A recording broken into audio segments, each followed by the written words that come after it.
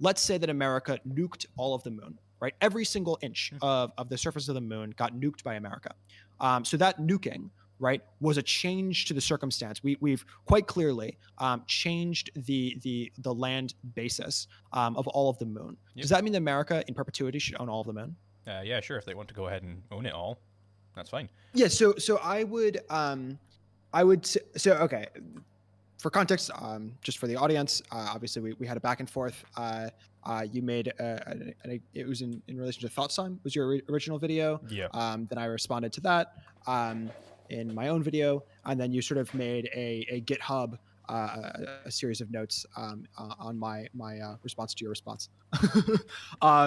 So we're sort of pretty far deep into it at this point. But so you sort of created a couple of contentions. The first one was an explanation of mutual profit in trade. I certainly agree with that component of it. You sort of used the example of a hot dog. So you said that here's a hot dog, right? If I'm willing to pay $5 for a hot dog, by definition, that means that I think the hot dog is worth more than $5. And if someone is willing to sell a hot dog for $5, by definition, that means they think that the hot dog is worth less than $5.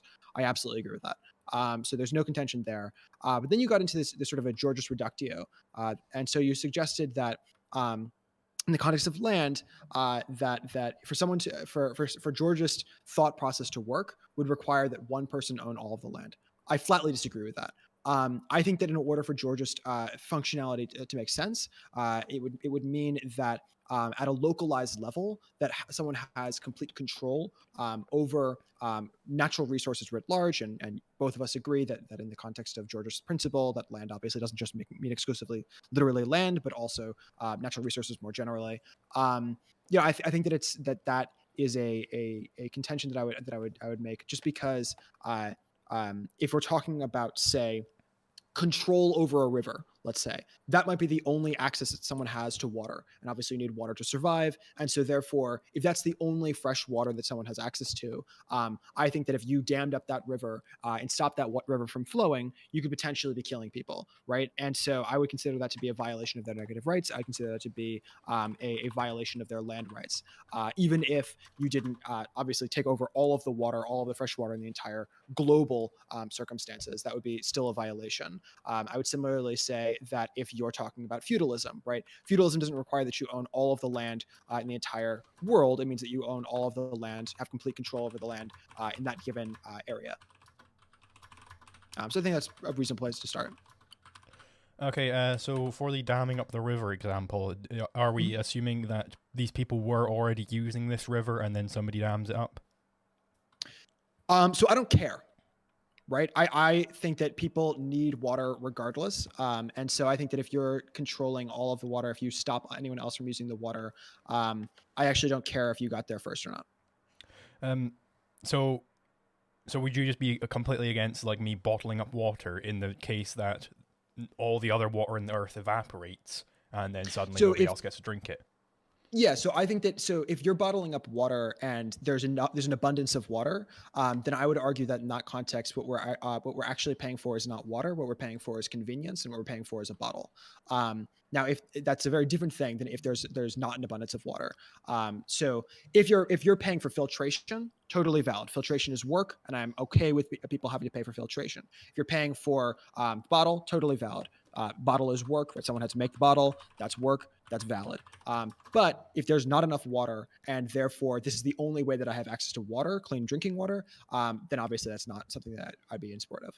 So would you, let's say the only way you can access water is by someone filtering it, would you be fine with them charging for that?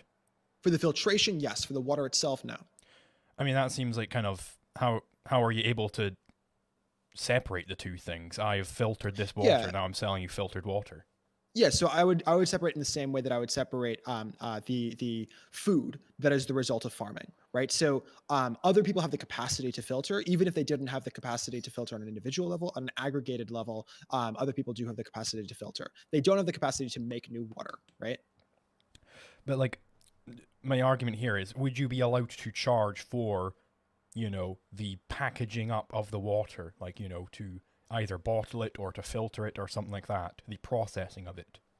Would you be allowed to charge for that processed water? For the processed water, for the filtrated water, yes. But there would be sort of two separate components of that, right? Because I think that you'd have to pay. I do think that if there's a limitation on water, I think you should have to pay for the unfiltered water, right? And I think that you should have to pay other people in the society for the unfiltered water. But that's different than making people pay for the filtered water, right? So I think that first step water, you should have to pay sort of, if you want to call it rent. I refer to this as natural rent. If you want to pay resource rent or natural rent to to society writ large for water, just the water itself, that I think is valid and necessary. But then that's different than the filtered water, which you'd be making a profit off of because you have the filtration process. So you would want, you would want, if I were to be filtering water and selling it, you would want me to pay the land value tax, essentially. Yeah, precisely. Yep. So what is the justification for the land value tax? Yeah, because you didn't create the natural resource, right? And why does that mean it's just to tax me for it? It's not taxing you, right? To frame that as taxing you isn't fair, because a tax on you would mean it's a tax, it's against you, right? Whereas in the context of natural resources, that's not a tax on you. It's not a tax on anyone. It's a tax, if you want to call it a tax at all. Although I disagree with that. I call that natural rent. I call that rent. I would argue that is an example of rent on the natural resource itself. So, but like, okay, so I pick up some water from a lake. Who am I paying this to? Who have I stolen from? Everyone else. If now, to be fair, in the context of what you described there's obviously enough water that, like, presumably if you're just taking a cup of water out of a lake, that's such a low like that would be very similar to historically the way that we operate in respect to air. Right. So for a long time, there was an abundance of air. Or, there was another point in your response to my response, whatever you want to call it, where you talked about there's never going to be a time in my anarchist sort of idea. It requires there's an abundance of natural resources, and you suggested that there's never been a time, and there never would be a time where there's an abundance. Well, that's not true. There has been historically, up until the Industrial Revolution, an abundance of air. That changed in the Industrial Revolution because all of a sudden there was such an abundance of pollution into the air that meant that now all of a sudden we had to be thinking about air as a natural resource. So places like Pittsburgh, where I live currently, there was not enough air. But just on general, if you're just breathing, you don't have to pay anyone to breathe, obviously, because the amount of air that you're utilizing by breathing is such a minuscule amount that it doesn't actually matter. Well, here's where I need to go into the distinction between actual land and general conditions of human welfare. So in economics, we wouldn't consider air to be a means generally because you perceive it as being infinite. So we call that a general condition of human welfare. So I accept that there can be things which are general conditions of human welfare, but you can't just will that everything becomes a general condition of human welfare. No, of course not. So like, of course not. Yeah, I agree. Yeah. So, but like, the question is so like my point is that in order for strict for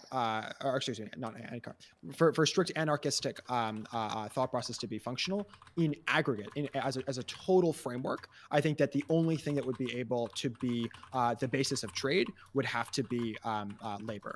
Right, and therefore the value, and also capital, obviously, but the value of natural resources, there would have to be an abundance of all natural resources to have a strict anarchistic society. That doesn't mean that we can't get closer to anarchistic society. That doesn't mean that we can't try to move towards it. And the way that I'd argue that we move towards it is by having, though still limited, the limitations of natural resources affecting everyone on an equal level. So your ideal anarchism, it's sort of like equilibrium analysis in economics, where for it to be truly anarchistic, you would need to basically have post-scarcity. Is that what you're saying? Yeah, and for it to be strictly anarchistic, yes. That doesn't mean, but again, that doesn't mean that we can't get closer to it, and the way you get closer to it is through George's principle. So why is it that you need post-scarcity for it to be anarchism? So what is your definition of anarchism?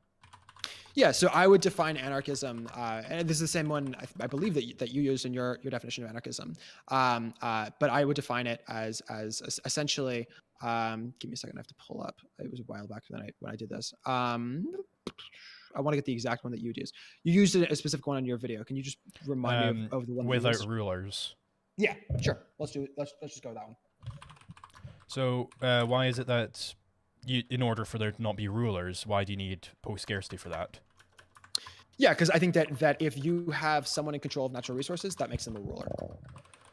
Well, I would define rulers as somebody who imposes a rule on someone. I don't think that Mhm. Simply owning things is you imposing rules on people. So is feudalism ruler? Well, If you're a feudalistic lord, feudalism is generally statist in nature. It's where you would have the feudal lord who would actually invade and yeah. conquer the peasant's land. So why don't I propose a system then, and then you can tell me if you think that this is feudalism. You can tell me if you think that this is control of any sort. Here's my proposal. It's going to be a someone who owns all of the land of a given region, and in order to live on that land, you have to pay rent to that person. That rent is going to be, let's say, 50-ish% of your income, right? And that land is going to be the value that you're going to bring in is going to be through food. Because all of the people who are going to live on this land are going to be subsistence farmers. Sometimes you are going to expect the people who live on this land to provide you military aid. Sometimes you're going to expect them to work in your kitchen. All of those different things, all in as a framework of rent. So I think that I just defined feudalism, to clarify. Well, I think you haven't, because you you implicitly agreed that he owned all the land in that area. I think ownership is normative. I think it's saying that you have the just say over how something is used. It's not just control. Oh, okay. So how do you come to own land? Through homesteading. So it's personally subscribe to the first use theory of homesteading, which Kinsella is quite fond of, I think. So it's basically when I own myself, everybody owns themselves. That's axiomatic. So if I pick up a stick and I am using that stick for something, you couldn't, if I'm using that stick, I'm sharpening it up as a spear so I can go out and hunt, and then you took the stick from me and burned it. You have infringed on my self-ownership because I was utilizing that stick as a means. So you have initiated conflict with me, right? So that is what I define aggression as. So that is how you get to homesteading. So because if your use interferes with my initial use of something else, then that's a problem. You can romanticize it a little bit by saying mixing labor and stuff if you're more Lockean. Sure. So I got there first. So you got there first. Are you the feudal lord? Yeah, I got there first. Yeah, that's fine. Okay, so I didn't get there first. My great-great-great-great-grandfather got there first. If he passed it on to you, that's fine. I think inheritance is perfectly legitimate. Okay. So when does that stop being the case? Right, because presumably someone got to the Americas first, right? It was some Native American. At that time, they weren't Native Americans, but they went over through the Russian pass, right? And they were the first person to get to much of America. Should that person be in control over America in perpetuity? Well, they should own what they have homesteaded. So I don't know. There are vast swaths of America which are completely virgin land. Nobody's ever touched it. So they clearly haven't homesteaded it all. They will have homesteaded some amount of it. And then obviously. Wait, what do you mean that no one's been using it? People roamed on that, and they used it to have people passing through with their herds, right? So does that count as homesteading? So you're saying they're doing some sort of ranching or something like that? Yeah, sure. Yeah, if they're ranching, then that's fine. That you can homestead through your cattle, essentially.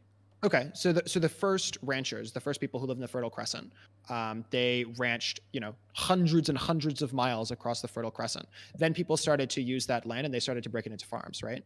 All right, was that illegitimate for the people to start making the first farms?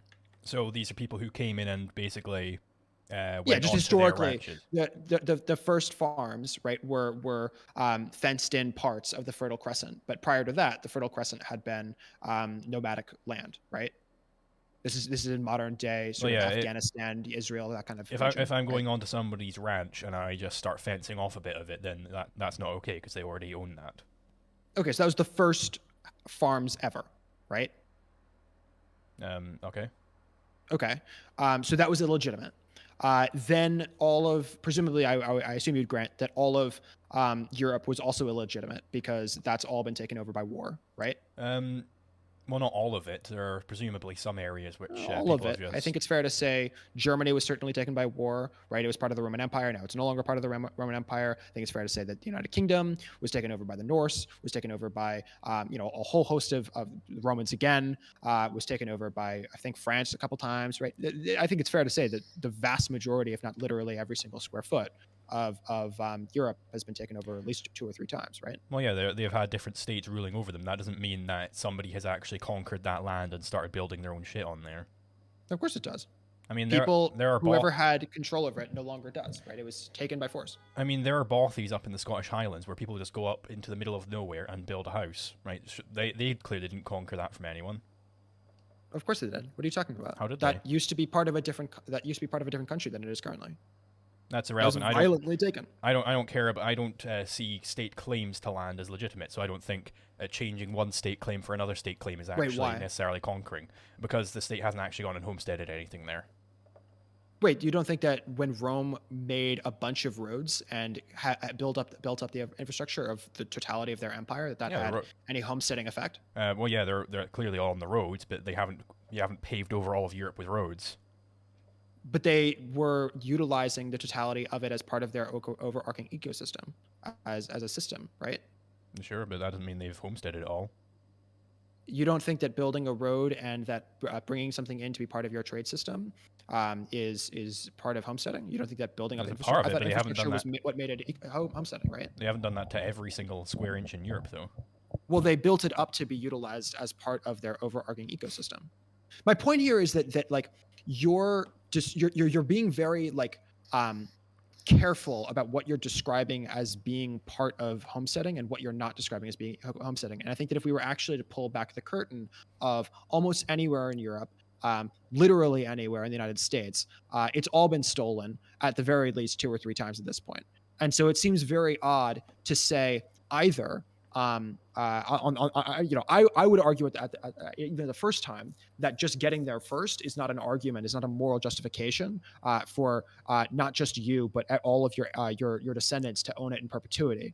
But even if you were to grant that, that is not the reality of the history of the world, and therefore I don't know how that would be a defense of land that has quite clearly been stolen at this time. When did I defend land that has been stolen? Well, you were suggesting, like you were trying to. Okay, so I'll just ask you: the United States, right? Can you have an ANCAP society in the United States given that it's been stolen land? No.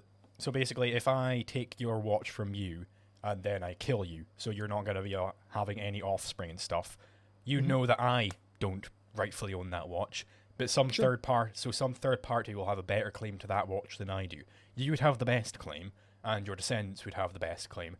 But if where you can't find that, a third party has a better claim.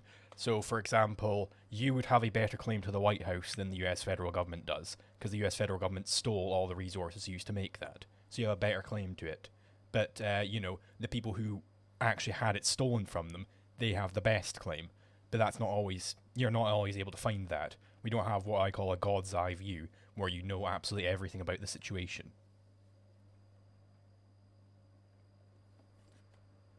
I guess I'm a little bit lost. Why? Like, do you think that the United States was stolen?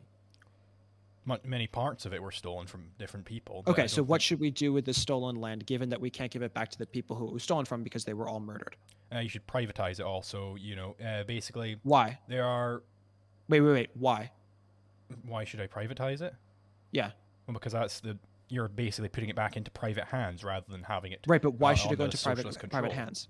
Presumably, no one has better justification for owning it than anyone else, so why should it go in private hands, and who should get the money from it being privatized? Third parties have a better justification for owning it. Who should get the money from it being privatized? Well, basically, there are a few different ways that you can think of for privatization. There's a few different theories on how best to go about it.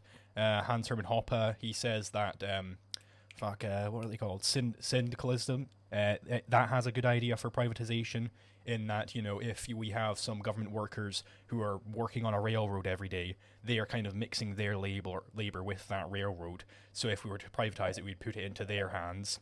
And Walter Block quite likes the idea that you split it up based on how much tax you have paid. Wait, but they didn't create the labor that existed prior to that. You're just saying that like whoever gets there first again, but that's not fair because presumably like I didn't have a God's eye view, right? Yeah. We don't know So who it justly belongs to. So what can we do that is as no, close we to can. that? My argument is that we can, right? My argument is that, like, given the fact that no one has better claim than anyone else, like, there exists infrastructure that was stolen That's from not true. someone. Some people do have a better claim than other people. Wait. Allow me to frame the thought. There exists infrastructure that exists that no one has better claim to this infrastructure than anyone else, right? And this infrastructure has value.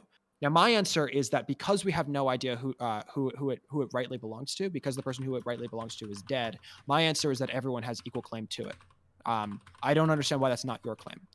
Well, so let's say if it's legitimately the case that every single person on planet Earth has the exact same claim to it, then it would just be whoever homesteads it first. Why? Because that's how property ownership comes into being. How do you think property You can't. ownership comes into being? That's circular. You can't just say that. It's Why should that axiomatic. be the way that it frames It's based on self ownership, right? I hold self ownership to be That's not axiomatic. self-ownership. That's not self-ownership. That's No, ownership of natural I resources. explained Self is earlier. not the natural I explained resource, right? earlier how you derive homesteading through self-ownership. So basically, if I own myself, I get the complete just say over how my body is used, and I am sitting there Okay. sharpening up a spear, and then somebody takes that spear from me and then burns it. They have initiated conflict with me because I was implementing that spear as a means. We're not talking about spears. We're talking about natural resources. That's everything, right? The spear at one point was a stick, which was land, right? I see. So you're talking about, so okay.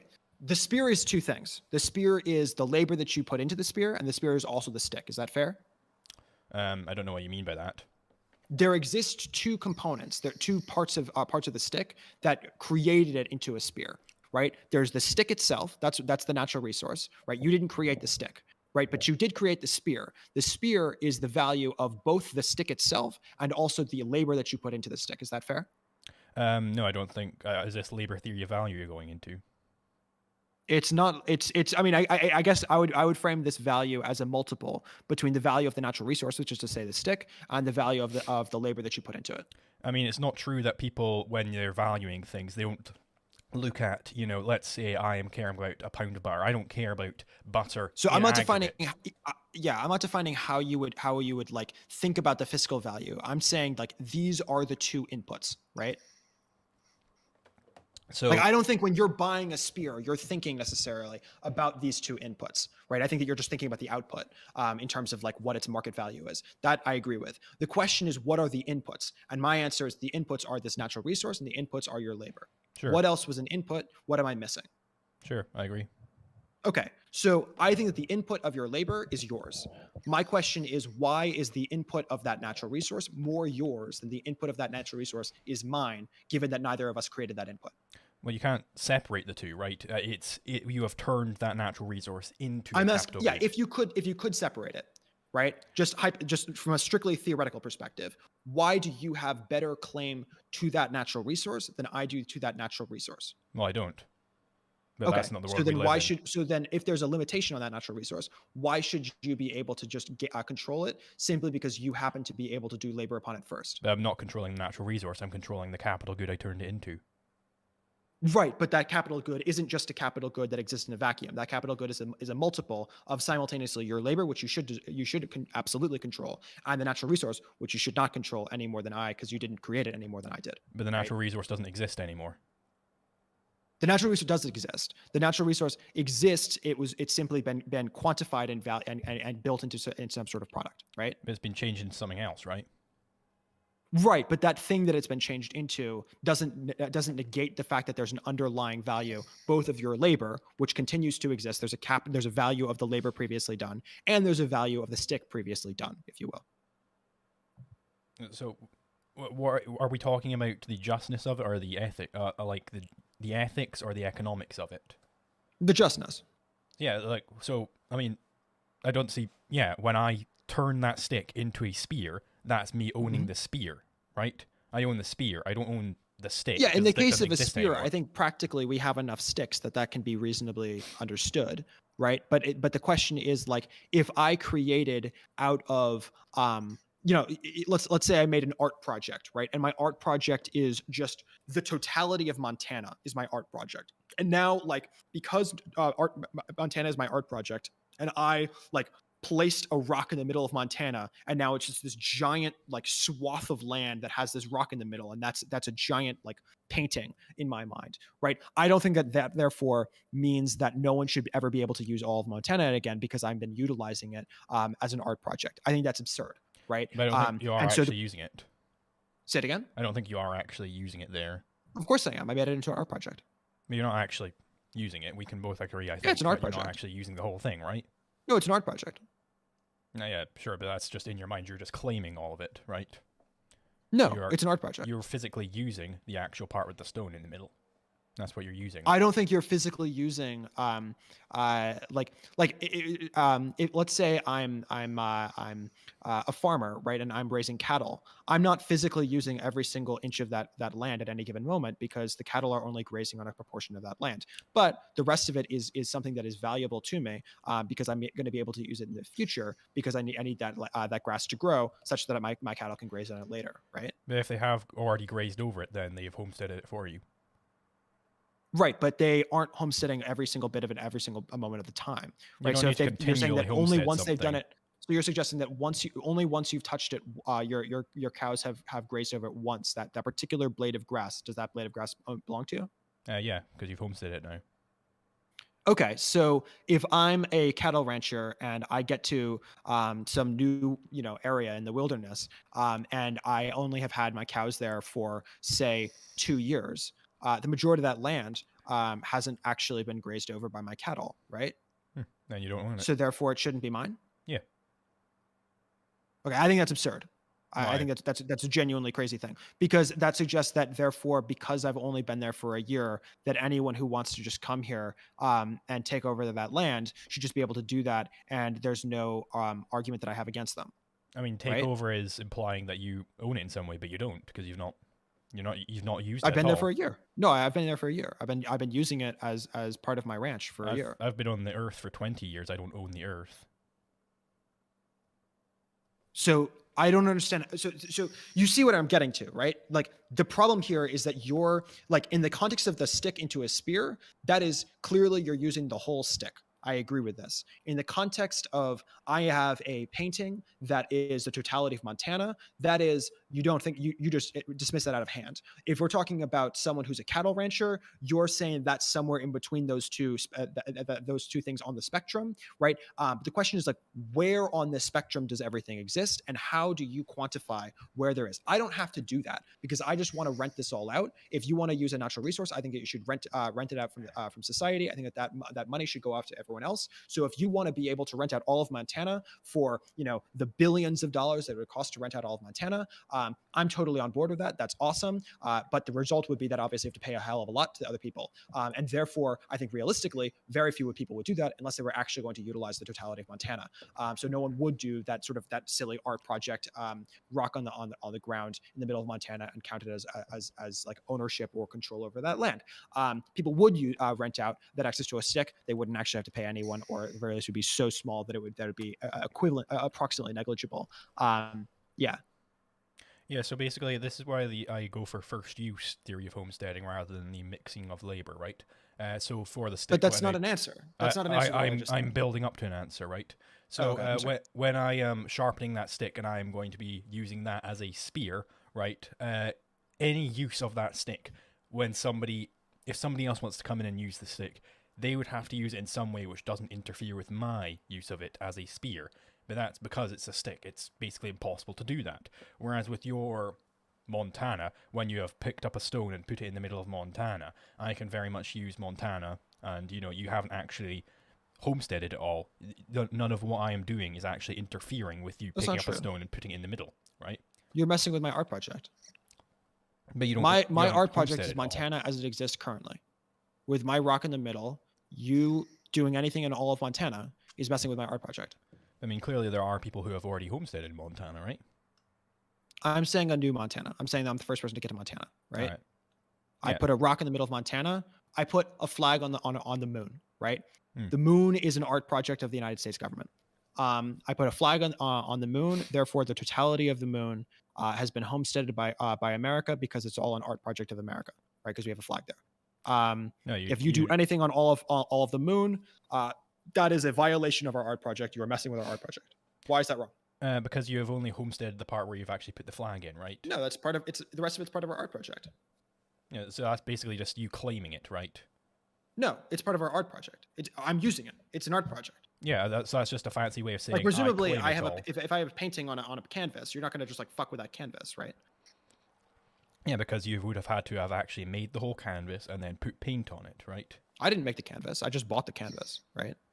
Yeah, so I put paint on the the canvas was made. The canvas was made. Okay, so if I make a design of rocks, right, and I make Stonehenge, right, is Stonehenge not an art project? Yeah, you can own Is Stonehenge not a Stonehenge. use?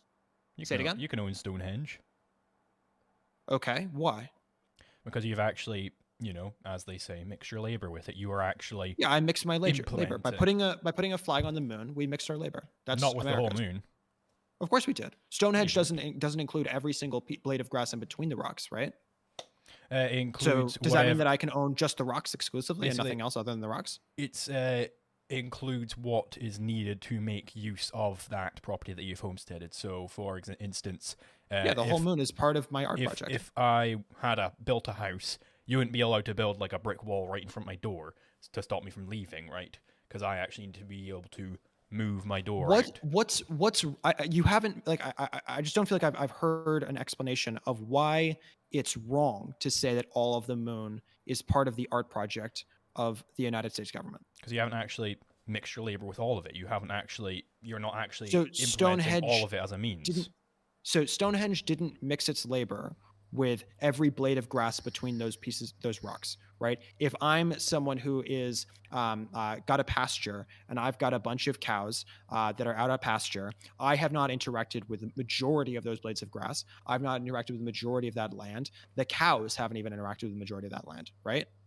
Yeah, I mean, then you don't own all of it. So then I don't own it. Yeah, if you don't own it, you don't own it.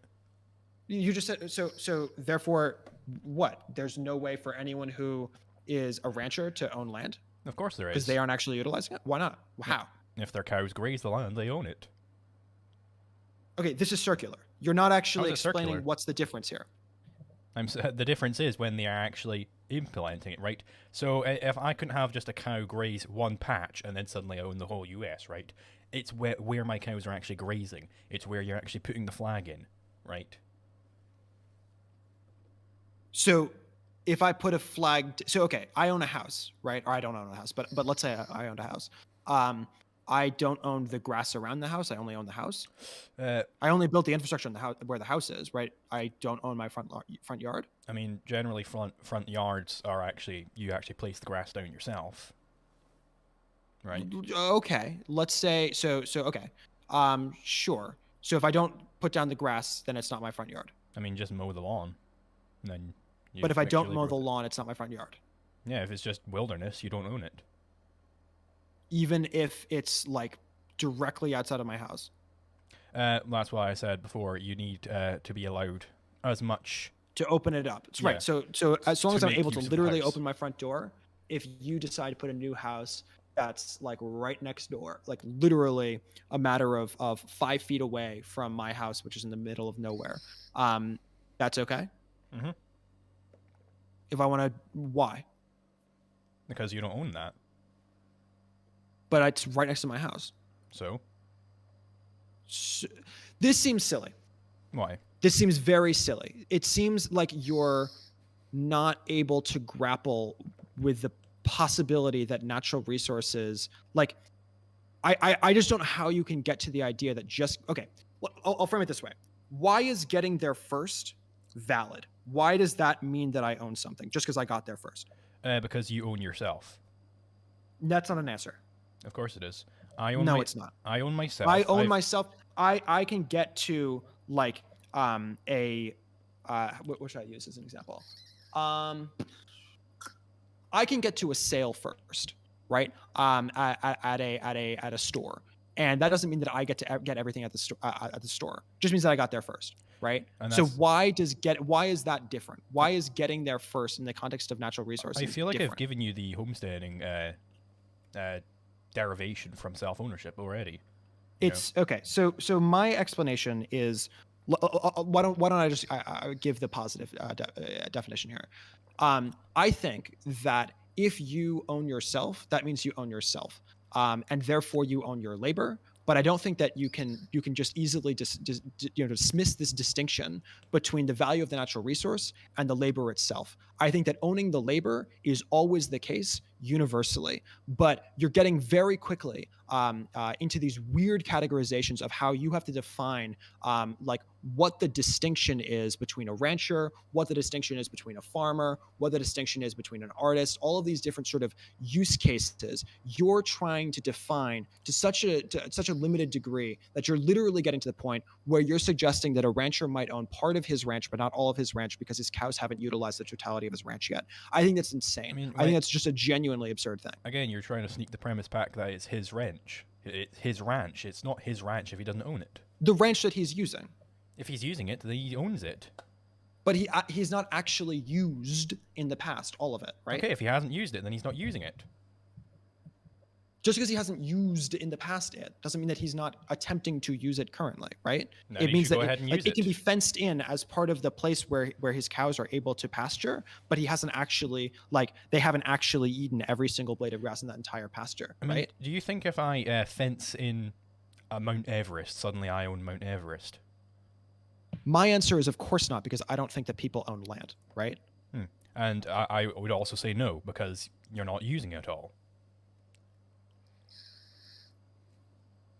Okay, so let's say that I burned down. So presumably burning stuff is use, right? Yeah. Okay, so let's say I burned down the entire forest of all of America, right? Does that mean that I've used it? Yeah, sure. Assuming Okay, so assuming why it's don't not somebody so else's instead stuff. of okay, so instead of putting our flag on the moon, let's say that America nuked all of the moon, right? Every single inch of the surface of the moon got nuked by America. So that nuking, right, was a change to the circumstance. We've quite clearly changed the land basis of all of the moon. Yep. Does that mean that America in perpetuity should own all of the moon? Yeah, sure. If they want to go ahead and own it all, that's fine.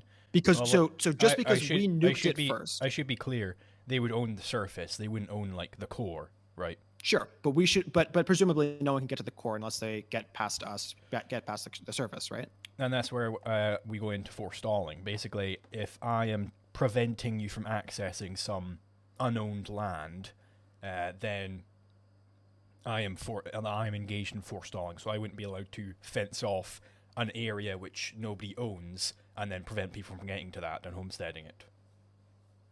Wait, so I'm not allowed to own land if it stops you from getting to other natural resources? Well, you're allowed to own it, but you just have to allow me to pass through. I see. So damming a river is wrong. It depends. Well, if I live downstream from you, it's wrong for you to dam the river? Are you using the river? Presumably, yeah. Everyone uses water, right? Then yeah, I wouldn't be allowed to, because you're already engaged in use of that river. You're homesteading it somehow. Okay, right? that's coherent. Okay, so your answer is that yes, if I nuke all of the moon, that means I get to own all of the moon in perpetuity. Not just I get to own it, but also everyone who comes after me gets to own it. Yeah, sure. It's part of my line. Yeah. I think that's insane. I really do. I think that the idea that just because I've nuked all of Mars, or the idea that I've nuked all of Jupiter, or all of their, all of Callisto, whatever it might be, that therefore I get to own it forever. I think that's crazy. I really do. I mean, you can say it's crazy all you want, but I got there through self-ownership. Do you reject self-ownership? You didn't get there through self-ownership. You got there through, because I nuked it first, that means it's mine. And yeah, so, and I've already given you got the there derivation. through dibs, right? You got there through dibs. You didn't get there through self-ownership. I've already given you the derivation of homesteading right, through self-ownership. Do you recognize why that might be seen as like a sort of a reductio ad absurdum? That like, because I've nuked the moon, that therefore the moon belongs to me? Yeah, obviously it's a reductio ad absurdum. Okay, so what's wrong with what I said there? Like, how did I fail to reduce you to absurdity there? Well, because I agree to it. Right. So you agreeing to something that's an absurd premise doesn't get you out of the reductio absurdum. It just says that what you're saying is absurd, right? It's not absurd if we agree with the premises, though. Do you reject the premises? That nuking something makes it yours. Yeah, I do reject that. No, that you own yourself. Yeah, I think that you own yourself. That doesn't mean that you own the things that you interact with. It just means you own you. Sure. Right? So if you only own yourself and that does not imply any sort of ownership over the things you're using, could I come up and just rip your shirt off, right? No, Why not? because my shirt is made out of natural resources that we have an abundance of, and so therefore you wouldn't be able to do that because there's an abundance of the natural resources that were required to make my shirt. So why does that mean that I'm not allowed to do it though? Because my having the shirt does not stop you from being able to have a shirt, right? But why does that mean I'm not allowed to take yours? Because there's an abundance of the necessary goods to create this, and therefore you don't need to do it in order to. It's not the only way that you could have access to it. Now, if, for example, I was hoarding all of the water and there was no way for you to survive unless you had the water and I had all of the water, yeah, you could kill me to have the water. Absolutely. But why is the fact that I could go for other shirts, why does that mean I'm not allowed to take yours? Because mine is the product of labor. It's product of natural resources as well, right? But it's the product of natural resources multiplied by labor, and the proportion of that's labor is higher. But also because the natural resources that were an input to it are such an abundance of that natural resource that was an input. So the natural resource input would of course be land, for example, because presumably I don't know exactly what this was made of. Let's say it was made of cotton. The land that was used to have those plants that made the cotton that made the shirt, that was all an input. The minerals that were required to make the machines, that was all an input. So all of these were inputs, right? But there's an abundance of those inputs, and therefore you have the capacity, without stealing the shirt, to create an equivalent product without stealing it, right? But if I owned all of the cotton in the world and I let's say wouldn't let anyone else use the seeds in order to create the cotton in order to make a shirt, then I think you'd be able to steal the seeds, not steal a shirt, but steal the seeds. Yes. But why is it that the fact that you've input your labor into this and whatnot, why does that mean that I'm not allowed to take it from you? It's not that I put in the labor exclusively. It's that I put in the labor and that you have the capacity to put in labor as well in order to create an equivalent good. Sure, but why does that mean that I'm not allowed to take yours? Because this is the one because I own my labor, right? Oh, so when you are actually imbuing your labor into something, you own it, right? No, I own the labor component of it. I don't own the natural resource component of it, but I own the labor component of it. But you can't split those two up. You can't split. So from a practical standpoint, I agree that it is often difficult, near impossible to split that up. But from an ethical standpoint, they are distinct, right? No, because one of them doesn't exist anymore. The land doesn't exist anymore. The cotton doesn't exist anymore. Only the It shirt theoretically exists. does exist. Whether or not it practically exists, it theoretically exists. Is that fair? I mean, then your theory is just not based on reality. But okay, do you grant that it theoretically still exists? Depends on your theory, right? You can make anything exist in a theory. I don't know what that means. Does it theoretically exist that there exists natural resource inputs in order to create the shirt? If I set up a theory based on some postulates, and my postulate is that you can split up the shirt and the cotton separately, then yeah, it exists in that theory. But I don't think that theory you're suggesting applies to that reality. in order for something to theoretically exist, that therefore you have to be able to like break it. I like. No, I'm suggesting that you can make anything the answer is exist just in a a theory. yes, right? I'm suggesting that you can make anything exist in a theory because you can just stipulate whatever postulates you feel like, right? So sure. That's there was natural resources that were used to create this shirt. Yes. Yeah, but your theory doesn't correspond to reality because I can't split up the spear and the stick. Okay, but in the context of, say, a land value tax, right, you can split up the value of natural resource, the land itself, and the value of the property, the value of the house, right? How do you do that? What do you mean, how do you do that? That's a very easy thing to do. There are lots of people who are responsible for doing that. That's been done throughout throughout decades. At this point, it's been done in, I think, it's like 20 some odd states. In context of Pittsburgh, currently, we have a partial land value tax in our downtown district. There's lots of places who do this. But how do they do it, though? They are able to quantify the value of the property, and they're able to quantify the value of the natural resource of the land, right? So they're able to differentiate because they're able to say, okay, what was the cost of the labor what was the cost of the product, of the infrastructure, of the house, and what was the cost of the land itself. So they compare that land to equivalent land plots, and they compare the cost of that house to equivalent houses. So they're quantifying the value of the property. Whose value are they quantifying? What do you mean? Whose value are they quantifying? Because value is subjective, right? No, market forces. No, because you agreed above with my mutual profit and trade thing. That relies on subjective value. It relies on market forces. It relies on subjective value. The fact that I valued the hot dog more than the $5 and the hot dog Right. vendor Market valued forces the $5 exist for more hot than the dogs. hot Market dog. forces also exist for housing. Yeah, but right? we had different values there, right? There's one that we came to agree with, which was the $5. So you would be willing to sell it at 10. No, you said right at the head of this, or buy it at 10. You said right at the head of this that the hot dog vendor values the $5 more than the hot dog, right? Yes, this is true of like when you pay someone for labor. This is just how markets work. Yeah. So right? whose value is the value of the property? There's a surplus value to both the producer and the consumer of any good, right? Yeah. So the value is subjective. Do you agree with that? No, there's a surplus value to the producer and the consumer, but there is an objective cost that people are willing to pay and cost that people are willing to sell at, right? But why does that mean value is suddenly objective? There's an objective sell point of the hot dog. The hot dog sold for $5. That's an objective sell point. Yeah, that doesn't mean that's the value of it. Of course it does. It means it's the market value of it. But we already agreed that I valued the hot dog more than $5. Right, but that's not what the market.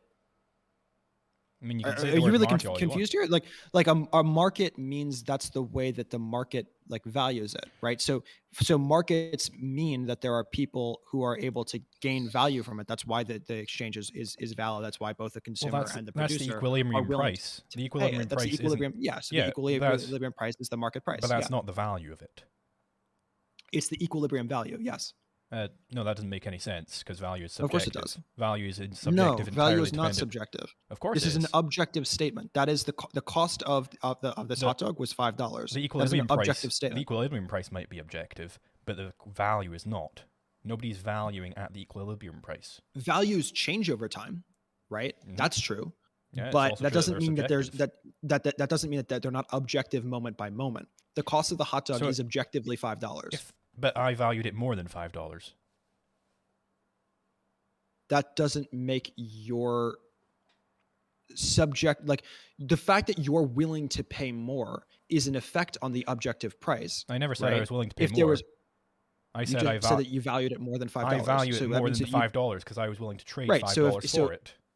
Right. So you'd be willing to pay $5.10.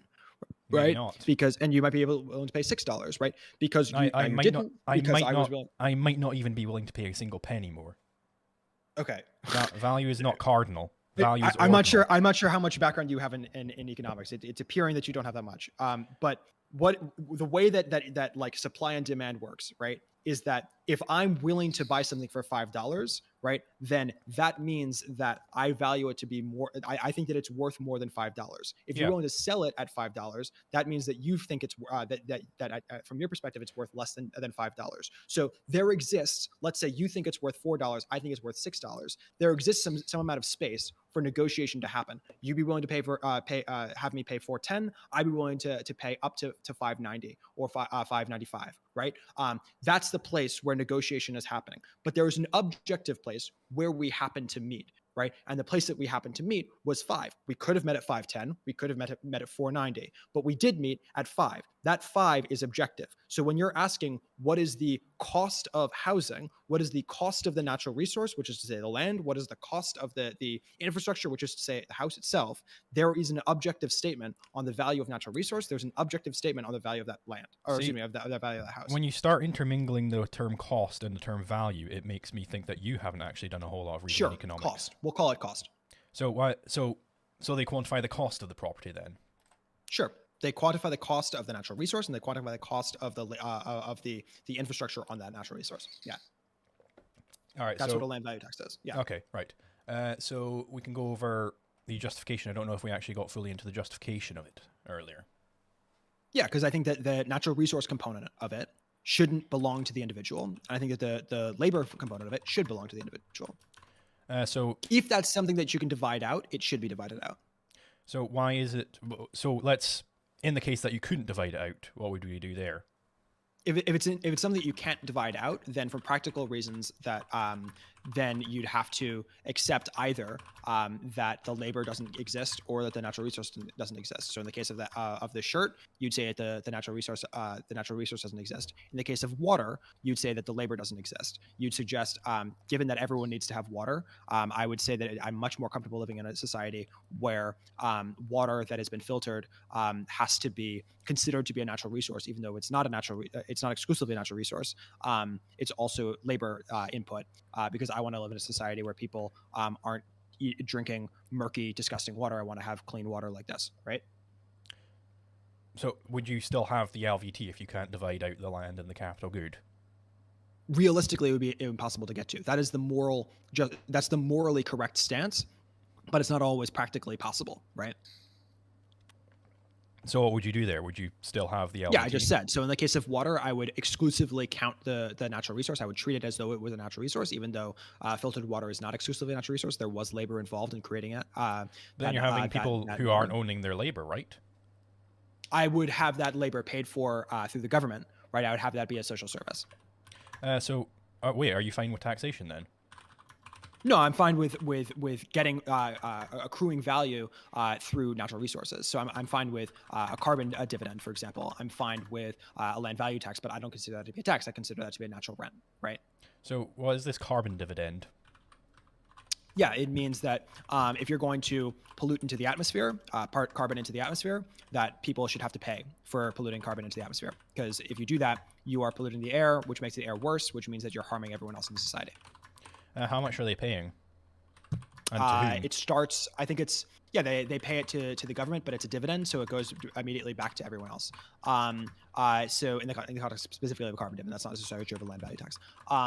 And so I think it starts at, is it $30 a ton, and it increases over time. So why $30 a ton? It starts at $30. It's just totally arbitrary. Oh, so it's just arbitrary, so the state can just decide how much they want to tax, however much they decide. In the case of a carbon dividend, that's how it would start, because we don't know its actual value. So my answer would be that we should have that in my ideal version of a carbon dividend, it would be the whatever is going to get the most amount of money possible, and so that would mean that there would be the market value of that thing, right? So you'd want like the Laffer curve. You'd want like the perfect amount to get the most revenue. Yeah, ideally. So ideally. Why is that just? Because that's the one that means that we're all getting the aggregate amount of value, right? I want to get as much revenue into me, into the hands of everyone else as is possible. I mean, this just sounds a whole lot like redistributing wealth here.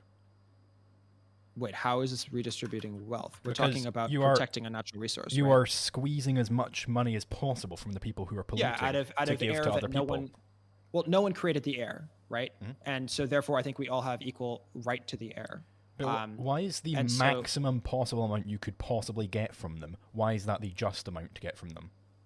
Because I want to get as much out of the natural resource that no one worked to create as possible. I think that's a good thing.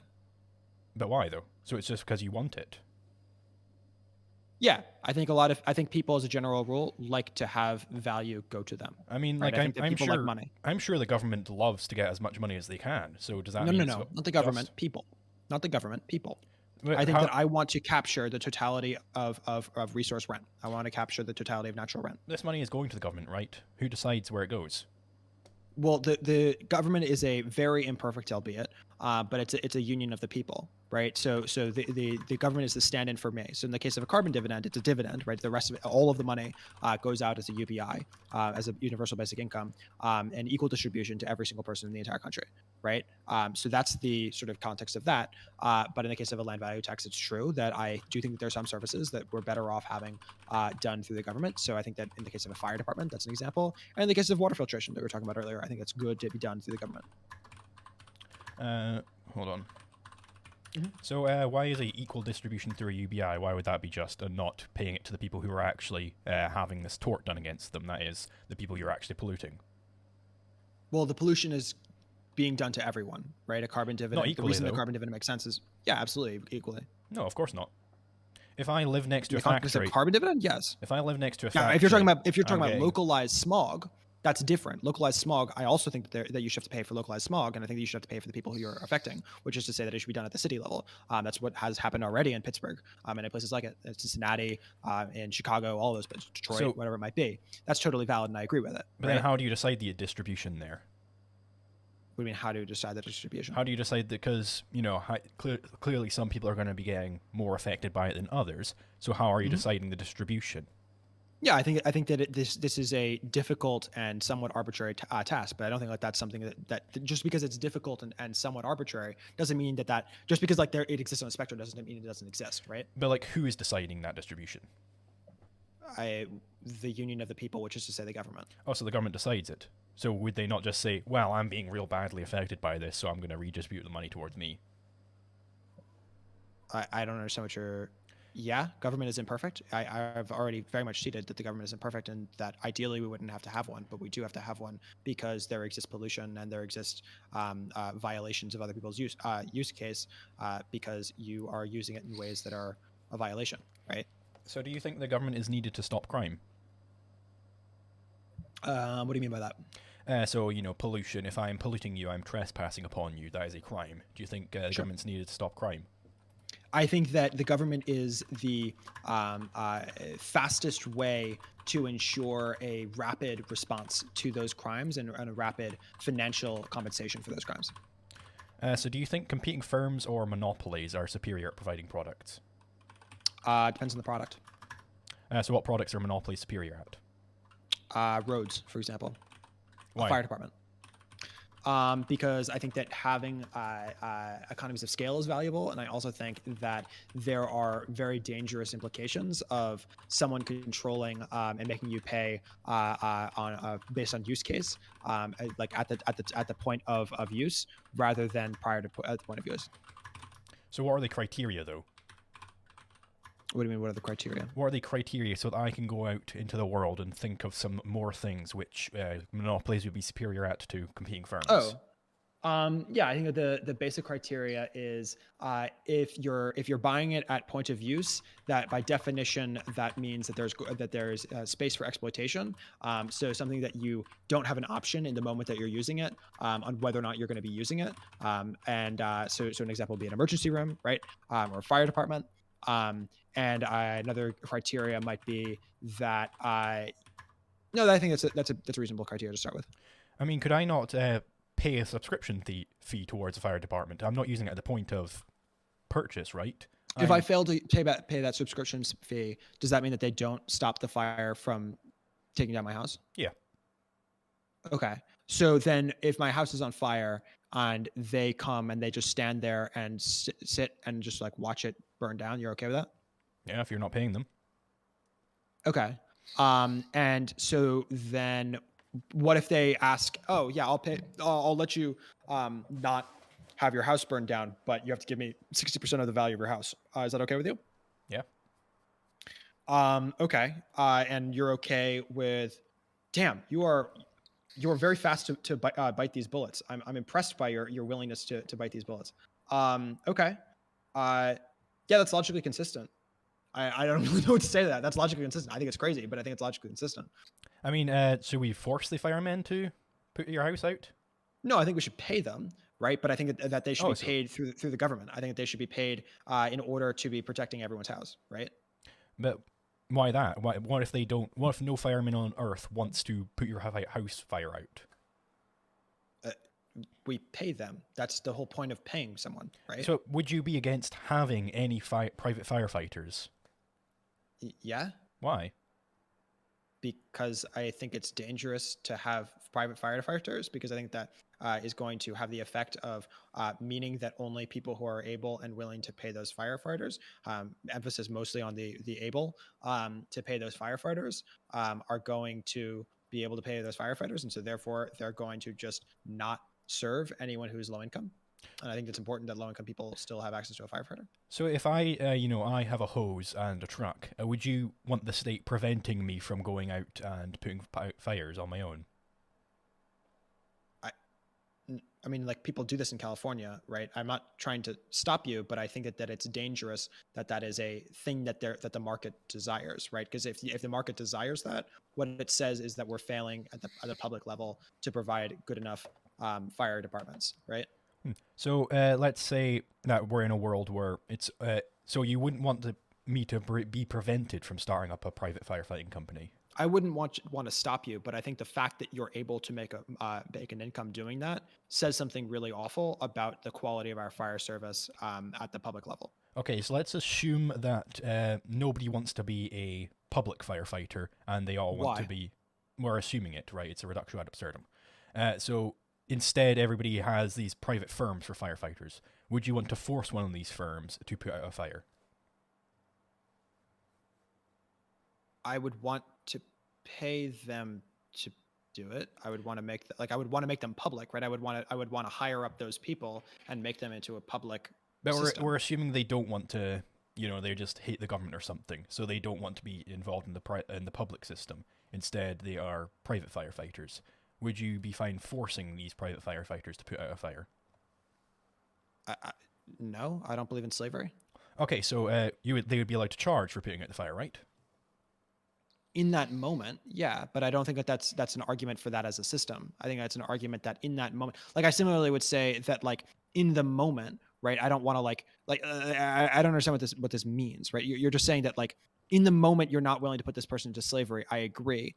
That doesn't mean that you can't have that person hired in the future to work in a different way so that you have a different system, right? Yeah, but I'm just seeing if you'd be fine with having Yeah, somebody no, charge I don't to put believe out in a fire. slavery. No. No, I don't believe in slavery.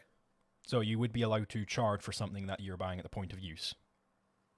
Yeah, in that moment, that's not an explanation as to why that's a good way to set up the system, right? I mean, Even if you're willing to do it in the moment, doesn't mean it's a good way to set up the system. It was just before you said that they would be exploiting if they were to charge 60% of the price of the house to put out the fire. Yeah, I think that's awful. But I think that like at this point you're asking like what's worse to have someone being made to pay 60% for their of the value of their house to put out the fire, or slavery. And my answer is slavery is worse, but I don't think either one of those is good, right? I mean, good in a legal sense. It would No, be moral perfectly sense. legal. Good in a Right. moral sense. So would you have the state enforce morals? I don't think so. Surely. What do you mean state? I mean, of course the state enforces morals. want them Slavery is a moral question, right? It's a legal question. Whether or not slavery is a moral is okay is a moral question. You can frame it as a moral question, but I think it's more of a legal question. Wait, how is that a legal question? It used to be perfectly legal. Yeah, so I have subscribed to natural law theory rather than positivism. So I say Okay. it is illegal to have slaves because that is an aggressive action. Oh, so any aggressive action is illegal? Yeah. Okay, so you're just defining legality here as a moral thing. No, I don't think that's moral at all. That is absolutely moral. You're not talking about constitutionally legal because it was constitutionally legal to have slaves. You're not talking about legal in terms of the framework of like government. You're saying legal in something that is not government related. You're talking about morality. No, that's not morality. I'm not saying you ought to not have slaves. I'm saying it's illegal to have slaves. Right, but your basis is what? Not Constitution. Your basis is not The the non-aggression framework principle. of the U.S. Right, so the non-aggression principle is a moral structure. No, it's a legal structure. No, it's a moral structure. It's absolutely not. I don't know what that. Okay, like what is that? What do you mean by that? So this is natural law theory. So we're saying it is illegal to aggress upon someone. Okay. We would also say it's immoral, but that's an aside. Okay, it's a natural. Okay, so you mean natural law? Okay, define this. So your natural law is don't aggress on people. That's the natural law. Yeah. Okay, and you don't think it's an aggression on people to hog all of the water and keep them from access to water, Nope. even though that person is going to die of dehydration. Yep. And I'll actually give you an interesting reductio. I don't know if you read it. Basically, imagine I have a disease where I will die if I do not have sex with a woman, but no one wants to have sex with me. Would it be coercive for a prostitute to charge to have sex? And So I think that her body her? is, yeah, I think her body is different than a natural resource because I think her body is her, and I think the natural resource is not her. Right, but so it's if I own the water, right, then I'd be allowed to prevent you from having it. That's my point. I don't think you own water.